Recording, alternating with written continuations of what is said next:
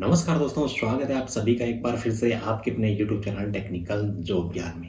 दोस्तों, अगर आपने आईटी कर रखी है और आपके करियर को लेकर के चिंतित हो, यानी कि आईटी करने के बाद में आपको क्या करना चाहिए, तो आज के वीडियो आपके लिए बहुत ज़्यादा इंपॉर्टेंट रहने वाला है। क्योंकि दोस्तों, आज की इस वीडियो के अंदर टोटल मैं आपको 7 टॉपिक बताने वाला हूँ। आईटी करने के बाद में कौन-कौन से 7 ऑप्शन आपके पास में रहते हैं और प्रत्येक ऑप्शन को मैं अच्छी तरीके से एक्सप्लेन करने वाला हूँ। वीडियो को लास्ट तक आराम से ज़रूर देखना। मुझे पूरी उम्मीद है कि ये वीडियो देखने के बाद में कोई भी आपको इस टॉपिक पे वीडियो देखने की जरूरत नहीं पड़ने वाली है।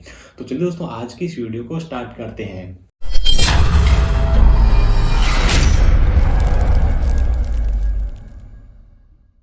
दोस्तों, वीडियो स्टार्ट करने से पहले आप सभी से रिक्वेस्ट है कि इस वीडियो को एक प्यारा सा लाइक जरूर कर देना और चैनल को सब्सक्राइब जरूर कर लेना, क्योंकि इस चैनल पे आईटी और डिप्लोमा वाले बच्चों के लिए जॉब और करियर गाइडेंस से संबंधित वीडियोस में यहाँ पे अपलोड करता रहता हूँ। और गवर्नमेंट जॉब की अगर आप तैयारी कर रहे हो तो टेक्निकल जॉब ज्ञान का एंड्रॉइड एप्लीकेशन है, जिसकी लिंक आपको इस वीडियो को डिस्क्रिप्शन में मिल जाएगी। वहाँ पे आपके एमसीक्यू प्रैक्टिस सेट है, लाइव क्लासेस वगैरह चलती है, तो उसको आप जरूर इंस्टॉल कर लेना। दोस्तों, आईटी करने के बाद में आपके पास में कौन-कौन से 7 ऑप्शन है जिसके बारे में आपको बताऊँगा, तो उनके बारे में सबसे पहले बात कर लेते हैं। सबसे पहले आपका पॉलिटेक्निक का डिप्लोमा हो गया, उसके बाद में सीटीआई या फिर सीआईटीएस भी जिसको बोलते हैं, उसके बाद अप्रेंटिसशिप का कोर्स हो गया, उसके बाद में आपका प्राइवेट जॉब हो गया और उसके बाद में भी प्राइवेट जॉब के अंदर अरब कंट्री के अंदर जॉब हो गया, जैसे कि इंडिया है, पाकिस्तान है, बांग्लादेश है। यहाँ के जो लोग हैं अरब कंट्री के अंदर जॉब करना काफ़ी ज़्यादा पसंद करते हैं, तो वहाँ की जॉब के बारे में थोड़ा सा मैं आपको बताने वाला हूँ। उसके बाद में गवर्नमेंट जॉब है, किसको प्रिपरेशन करनी चाहिए, किस हिसाब से करनी चाहिए, उसके बारे में हम डिटेल में बात करने वाले थे। इन सभी चीज़ों को आज के इस वीडियो के अंदर मैं अच्छी तरीके से कवर करने वाला हूँ। तो सबसे पहले पर दोस्तों बात कर लेते हैं पॉलिटेक्निक डिप्लोमा के बारे में। देखिए दोस्तों, आईटी अगर आपने कंप्लीट कर लिया है तो आईटी करने के बाद में पॉलिटेक्निक का डिप्लोमा कंप्लीट करने में आपको लगेगा 2 साल का टाइम। वैसे 10th करने के बाद में अगर डिप्लोमा करते हो तो आपको 3 साल का टाइम लगता है, लेकिन 2 साल की आईटी जब आप कर लेते हो तो उसके बाद में 2 साल के अंदर आपका डिप्लोमा कंप्लीट हो जाता है। यानी कि आईटी करने के बाद में डिप्लोमा के अंदर आपको सेकंड ईयर के अंदर एडमिशन मिल जाता है। लेकिन ध्यान रखना, आईटी अगर आपने कोई सा 2 साल का आईटी का कोर्स कर रखा है तभी आपको डिप्लोमा सेकंड ईयर के अंदर कोर्स आपको एडमिशन मिलेगा। अगर आपने आईटी 6 महीने की या फिर 12 महीने की कर रखी है तो आपको डिप्लोमा में फर्स्ट ईयर से ही एडमिशन लेना पड़ेगा और आपको 3 साल पढ़ाई करनी पड़ेगी। यानी कि 2 साल की आईटी अगर आपने कर रखी है तो 2 साल का आपका आईटी का कोर्स हो गया और 2 साल के अंदर आपका डिप्लोमा कंप्लीट हो जाएगा। टोटल 4 साल के अंदर आपको 2 सर्टिफिकेट मिल जाएंगे। डिप्लोमा के फायदे क्या क्या है, देखिए देखिए दोस्तों, डिप्लोमा अगर आपने कर रखा होगा, चाहे आप गवर्नमेंट जॉब के अंदर जाते हो या फिर प्राइवेट जॉब के अंदर जाते हो, तो आईटी के बाद में डिप्लोमा आप वहाँ पे जॉब के साथ में रेगुलर नहीं कर सकते। इंडिया के अंदर ऐसी कोई भी यूनिवर्सिटी नहीं है जो कि डिस्टेंस से जॉब के साथ में आपको डिप्लोमा करने का ऑफर दे। इसलिए फ़ायदा ये रहता है कि जॉब से पहले अगर आप डिप्लोमा कर लेते हो तो गवर्नमेंट और प्राइवेट दोनों ही जॉब के अंदर आपको प्रमोशन का फ़ायदा मिल जाएगा। उसके बाद में एक खास बात मैं बताता हूँ, जैसे कि यूपी वाला अगर कोई भी बच्चा इस वीडियो को देख रहा है तो आपको डिप्लोमा ही करना चाहिए आईटी के बाद में, अगर खास तौर से आप इलेक्ट्रिकल ब्रांच से हो।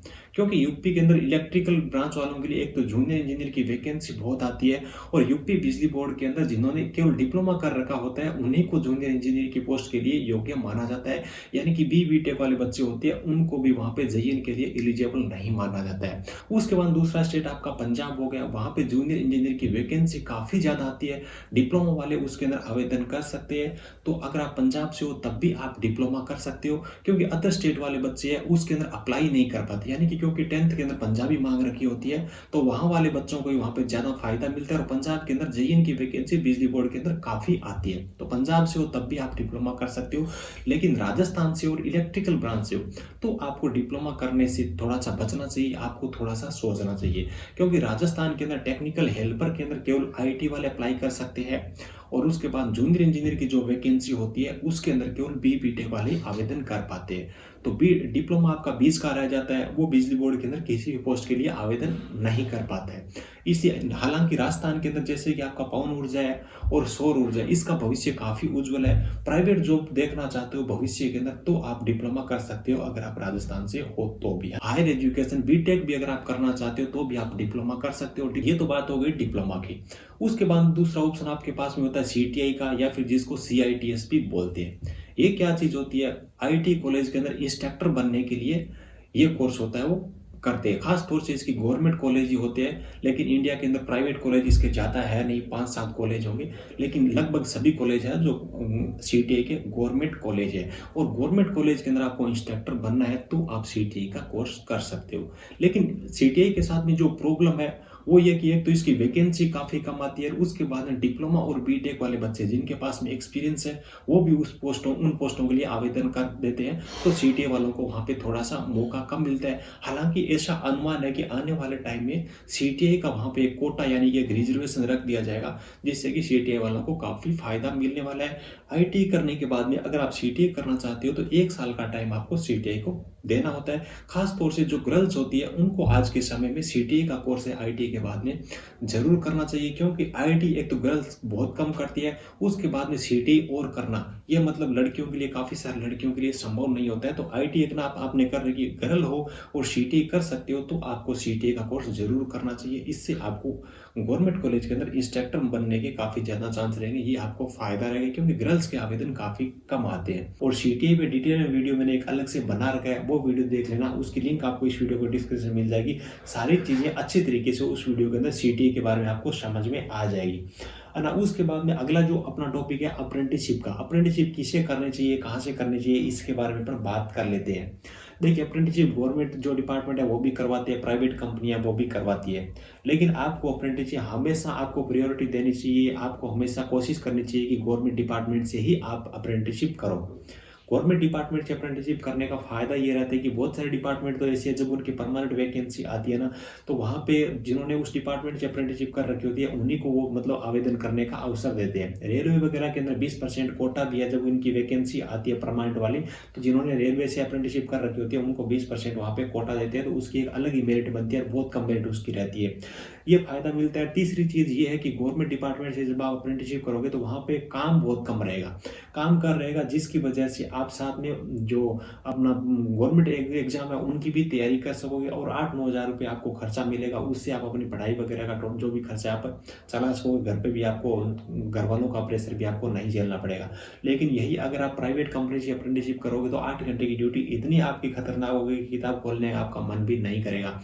और जैसे ही आपकी अप्रेंटिसशिप कंप्लीट होगी आपको सर्टिफिकेट देके घर भेज देंगे, तो मेरे हिसाब से आप अप्रेंटिसशिप कर तो सकते हो, लेकिन गवर्नमेंट डिपार्टमेंट से ही आपको अप्रेंटिसशिप करनी चाहिए, प्राइवेट डिपार्टमेंट से आपको बच के रहना चाहिए।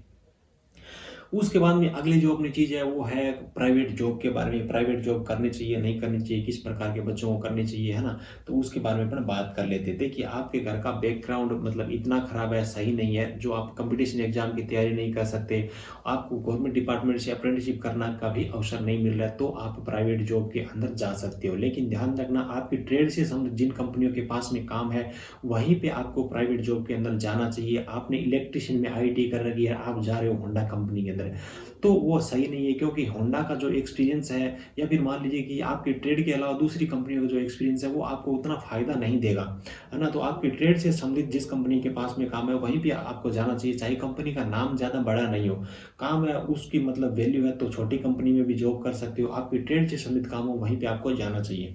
उसके बाद में प्राइवेट कम जो कॉलेज है वहाँ पे जो रोजगार मेले लगते हैं उनसे आपको थोड़ा सा बच के रहना चाहिए। वो क्या कि एडमिशन के लालच में इस प्रकार का विज्ञापन करते हैं, उनका रोजगार मेलों का रिजल्ट भी नहीं आता है ना। तो गवर्नमेंट कॉलेज के अंदर आईटी वाले बच्चों के लिए जो रोजगार मेले लगते हैं उनको आप अटेंड कर सकते हो, लेकिन मेले को अटेंड करने से पहले आपको ध्यान रखना कौन सी कंपनी आ रही है, वो आपको अप्रेंटिसशिप के लिए लेके जा रही है या फिर जॉब के लिए लेके जा रही है। अगर आप वहाँ पे जाते हो अप्रेंटिसशिप के लिए कंपनी आई है तो आप वहाँ से आपको वापस आ जाना चाहिए, वहाँ पे आपको नहीं जाना चाहिए, पहले ट्राई करनी चाहिए अप्रेंटिसशिप के लिए गवर्नमेंट डिपार्टमेंट की। और आप प्राइवेट जॉब के अंदर जा ही रहे हो तो आपको तभी जाना चाहिए, जैसे कि मैंने आपको बताया आपका घर का बैकग्राउंड बिल्कुल भी अच्छा नहीं है, ना आपको गवर्नमेंट जॉब की आप तैयारी कर सकते हो, ना आप अप्रेंटिसशिप कर सकते हो, और डिप्लोमा भी आप नहीं कर सकते, हायर एजुकेशन बीटेक वगैरह आपको नहीं करना है, तो आपके पास में प्राइवेट जॉब का ही ऑप्शन रहता है, तो ये आप कर सकते हो। प्राइवेट जॉब के अंदर लगभग 12 से 15 हज़ार रुपये के बीच में आपके पास में स्टार्टिंग सैलरी रहती है, लेकिन अच्छी कंपनी के अंदर जब आप ऑन रोल हो जाते हो, 4-5 साल की सर्विस हो जाती है, तो आपको 25 से 30 हज़ार रुपये पर मंथ आपको सैलरी मिल जाती है। लेकिन प्रॉब्लम ये होती है कि प्राइवेट कंपनियां ऑन रोल करती ही नहीं है, 11-12 महीने के बाद में आपको घर भेज देगी, फिर 6 महीने के बाद दोबारा बुलाएगी, इस प्रकार से ये कंपनियां करती है ना। तो ये मेरे हिसाब से आपको प्राइवेट जॉब के बारे में समझ में आ गया होगा। उसके बाद में आता है आपका आईटी करने के बाद में अरब कंट्री के अंदर प्राइवेट जॉब करना। इंडिया है, बांग्लादेश है, पाकिस्तान है, ये जो एशिया के देश है इनके बच्चे वो अरब कंट्री के अंदर इंटरेस्ट बहुत ज़्यादा होते हैं, क्योंकि वहाँ की जो करेंसी है उनकी थोड़ी बड़ी है, तो इंडिया के अंदर इसकी सैलरी है वो थोड़ी सी ठीक ठाक हो जाती है, सैलरी ज़्यादा हो जाती है। लेकिन ध्यान रखना, अरब कंट्री के अंदर आपकी आईटी का जो सर्टिफिकेट है इससे भी ज़्यादा वैल्यू आपके काम की। तो आपको अरब कंट्री के अंदर तभी जाना चाहिए जब आपके पास में आईटी और 2-3 साल का आपके पास में एक्सपीरियंस है, आपको अपने ट्रेड का अच्छा काम आता है, अच्छा नॉलेज है, तो आप अरब कंट्री के अंदर जा सकते हो। और अच्छा एक्सपीरियंस है, काम का नॉलेज है, आईटी आपने कर रखी है, तो वहाँ पे आपकी स्टार्टिंग सैलरी 40 से 50,000 रुपये तक आपको वहाँ पे मिल जाएगी। मैं मानता हूँ कि वहाँ पे इंडिया से ज़्यादा टेक्निकल स्टूडेंट की डिमांड है, आगे वहाँ पे ग्रोथ अच्छी है, प्रमोशन अच्छी है, सैलरी अच्छी है, सब चीज़ें अच्छी है, लेकिन काम की वैल्यू है। यहाँ से एक्सपीरियंस ले लीजिए, एक्सपीरियंस लेने के बाद में आपको वहाँ पे जाना चाहिए। फ्रेशर्स आपको वहाँ पे नहीं जाना है, वहाँ पे आपको ज़्यादा कोई भी बेनिफिट नहीं मिलने वाला है। उसके बाद अपना अंतिम टॉपिक आता है गवर्नमेंट जॉब। तो गवर्नमेंट जॉब की तैयारी किन को करनी चाहिए, किस हिसाब से करनी चाहिए, इसके बारे में अपन बात कर लेते हैं। देखिए, आपके घर का बैकग्राउंड इस टाइप का है कि आप कम से कम 2 साल का टाइम है वो तैयारी करने के अंदर इन्वेस्ट कर सकते हो। तो आपको किसी भी हालात के अंदर इसकी तैयारी 2 साल तक गवर्नमेंट जॉब की ज़रूर करनी चाहिए। क्योंकि मुझे ऐसा अनुमान है, इतना एक्सपीरियंस है कि 2 साल तक अगर आप अपने ट्रेड से संबंधित ही कंपटीशन एग्जाम की तैयारी करोगे, हार्ड वर्क करोगे, तो 2 साल के अंदर आपको जॉब मिल जाएगी। है ना? तो आपकी ट्रेड से संबंधित कोई वैकेंसी आती है, उसी की आपको तैयारी करनी है। ऐसे नहीं कि बीच में एसएससी की करने लगे, बीच में आप रेलवे की करने लगे, बीच में कोई पुलिस की करने लगे, आप पटवारी की करने लगे। ये चीज़ें सही नहीं है, क्योंकि अगर ऐसा करोगे तो आपका 2 साल का टाइम बहुत जल्दी निकल जाएगा। आपकी ट्रेड से संबंधित तैयारी करिए। और उसके बाद में आज के टाइम में कंपटीशन ऐसा है, इतना ज़्यादा है कि मुझे मतलब मेरा ऐसा मानना है कि आईटी करने के बाद में गवर्नमेंट जॉब की आप तैयारी करना चाहते हो तो 4 से 6 महीने का आपको किसी अच्छे टीचर से आपको कोचिंग ज़रूर ले लेनी चाहिए। थ्योरी वहाँ से 4 से 6 महीने आपको ज़रूर पढ़ लेना चाहिए, क्योंकि जो चीज़ें आपने पुरानी फर्स्ट सेमेस्टर में, सेकंड सेमेस्टर में आपने पढ़ रखी है, वो चीज़ें भी आपकी मतलब कम टाइम के अंदर सारी चीज़ें आपके दिमाग के अंदर रिस्टोर हो जाएगी, जो कि आपको कंपटीशन एग्जाम की तैयारी करने में काफ़ी ज़्यादा हेल्प करेगी। क्योंकि आज के टाइम में जो बच्चे प्राइवेट कॉलेज के अंदर जितना पढ़ाई करते हैं, जितना टीचर वहाँ पे पढ़ाते हैं, आज के समय में इतना कंपटीशन है कि वो चीज़ें पर्याप्त नहीं है। इसलिए मैं बोल रहा हूँ कि 4 से 6 महीने अच्छे टीचर से आपको एक बार कोचिंग जरूर ले लेनी चाहिए। ठीक है? तो मेरे हिसाब से आपको गवर्नमेंट जॉब के बारे में भी सारी चीज़ें समझ में आ गई होगी। मेरी क्या ओपिनियन है उसके बारे में आपको बता देता हूँ। मेरी ओपिनियन ये है कि 2 साल तक अगर टाइम कंपटीशन एग्जाम को दे सकते हो तो आपको इसकी तैयारी ज़रूर करना चाहिए। गवर्नमेंट जॉब मिलने के पूरे चांसेस रहेंगे। गवर्नमेंट जॉब नहीं भी मिलते हैं तो आपको नॉलेज आपकी ट्रेड का अच्छा खासा हो जाएगा। ठीक है? तो मेरे हिसाब से आपको 2 साल की तैयारी स्टार्टिंग में ज़रूर करनी चाहिए। बाकी आपकी क्या ओपिनियन है, आपको सबसे अच्छी कौन-सी चीज़ लगी, कहाँ किस में आप जाना चाहते हो, इसके बारे में आप कमेंट करके मुझे ज़रूर बता देना। आज की इस वीडियो के अंदर बस इतना ही। आई होप कि आपको वीडियो काफ़ी पसंद आएगा। वीडियो पसंद आए तो एक प्यारा सा लाइक ज़रूर कर देना। Thank you, best of luck, जय हिंद।